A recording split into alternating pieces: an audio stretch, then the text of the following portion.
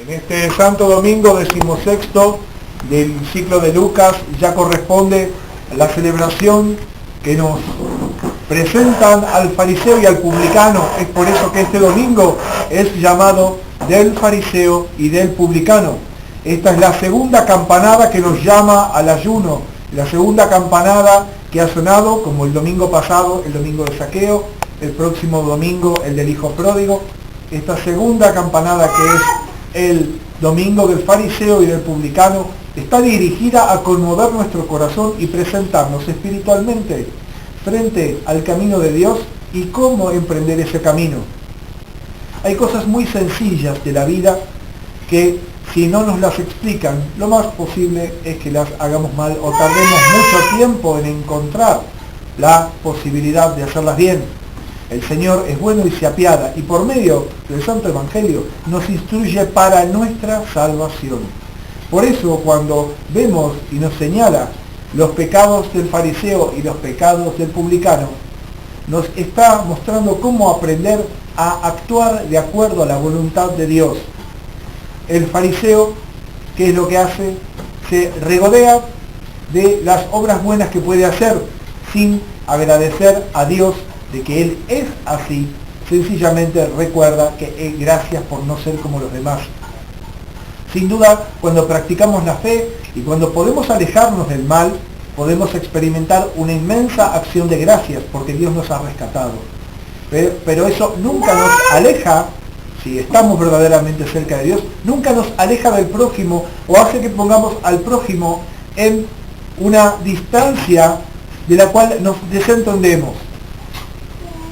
Nos vemos, pues, también señalados en el publicano. El publicano era concreta y realmente un pecador. El Señor no está justificando el pecado del publicano, ni está diciendo que el ser fariseo, en este caso, practicar la religión estuviera mal, sino que nos está señalando que el publicano tenía un verdadero arrepentimiento.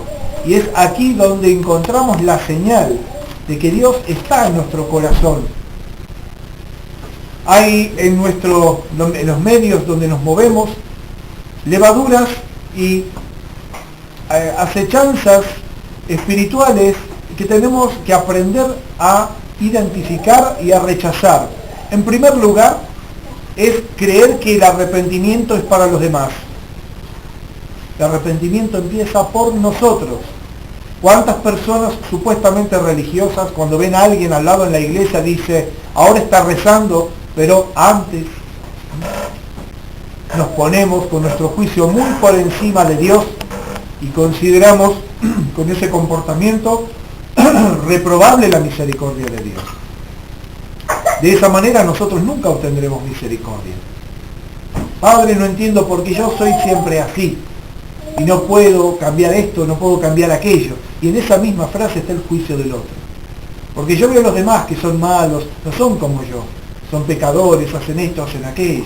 Y yo que soy bueno no puedo superar esto. Estamos enfermos de la misma enfermedad que el fariseo. Nos creemos fuente de bien. No nos damos cuenta que debemos ir a Él. Que en nuestra necesidad de salud ayunamos 2 veces por semana. Que en nuestra necesidad de dar gracias damos el 10%. No estamos comprando el cielo, estamos agradeciendo el regalo del cielo. De esta manera, el fariseo nos enseña que hay muchas obras que podemos hacer, que nosotros tal vez no moveríamos con la punta de nuestro dedo, y el publicano nos enseña que la primera de esas obras es el arrepentimiento y la humildad.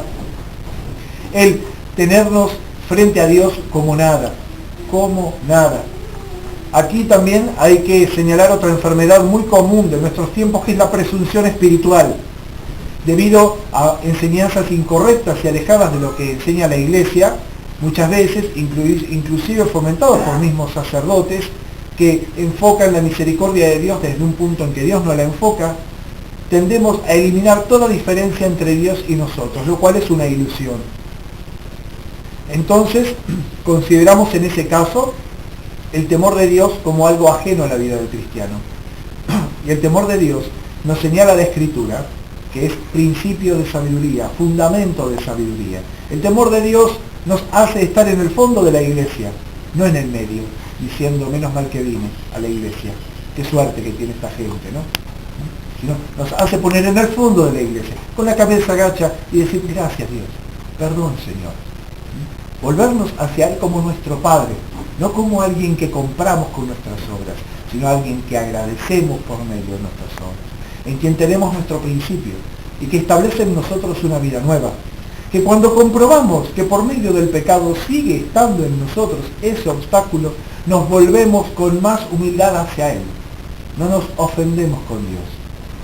Detestamos el pecado, detestamos y volvemos a detestar nuestro mal. ¿Por qué? ¿Porque el pecado es lo central? No, porque lo central es la vida eterna, para poder acceder a Él, para poder ir por medio de Jesucristo hacia el Padre, para poder ser morada del Espíritu Santo. Y es aquí otra cosa que debemos tener en cuenta, y es, cuando viene el Espíritu Santo realmente a nosotros, no hablamos en lenguas. Cuando viene el Espíritu Santo realmente a nosotros, no tenemos visiones de éxtasis.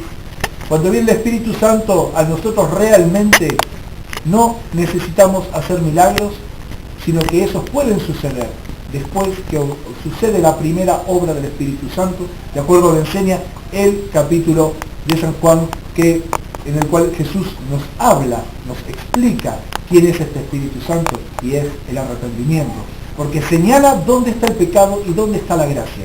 La primera señal de discernimiento es aprender a ser hijo de la iglesia. Es, en vez de buscar esa revista de moda o esa distracción o esa raro comentario sobre un supuesto movimiento religioso, no, ir a buscar a las fuentes de la iglesia, aprender lo que nos enseñan el Papa y los obispos en comunión con él. Es decir, la enseñanza perenne de los apóstoles que llega hasta nosotros por ese mismo Espíritu Santo que nos instruye en nuestra necesidad de ser corregidos y que nos instruye con lo que más necesitamos por medio de nuestra Madre de la Iglesia. No es de Dios el confundir el pecado de los hombres con la palabra de Dios. El mismo Jesús decía, cuando ustedes acérquense y escuchen a los maestros de la ley, aunque no practiquen lo que hacen. El mismo Jesús nos enseña que nuestra pequeñez y nuestra humildad nos lleva a ser hijos dispuestos a recibir algo que no tenemos, no a establecernos como medida de la iglesia. Por eso, en nuestra búsqueda de Dios, recordemos que el Señor nos espera como Padre. No es una adquisición nuestra, no es alguien a quien compramos o seducimos con nuestros dones, porque nada de nosotros necesita, sino que todo nos lo ofrece para nuestra salvación. Como el publicano en el fondo del templo decimos, Señor Jesucristo, ten piedad de mí. Nosotros conocemos el nombre de la salvación. El publicano solamente a tientas miraba hacia el Dios de Israel. Démosle gracias a Dios, porque a nosotros, en el mejor caso, publicanos arrepentidos, nos muestra este camino de salvación para que podamos llevarlo a otros. En el camino hacia nuestra casa, mientras seamos justificados, también compartamos con el hermano este don inmenso que hemos recibido, el don de la fe verdadera. Que el Señor los bendiga y que la Santísima Madre de Dios, Madre del Perdón, también los ampare con su manto. Amén.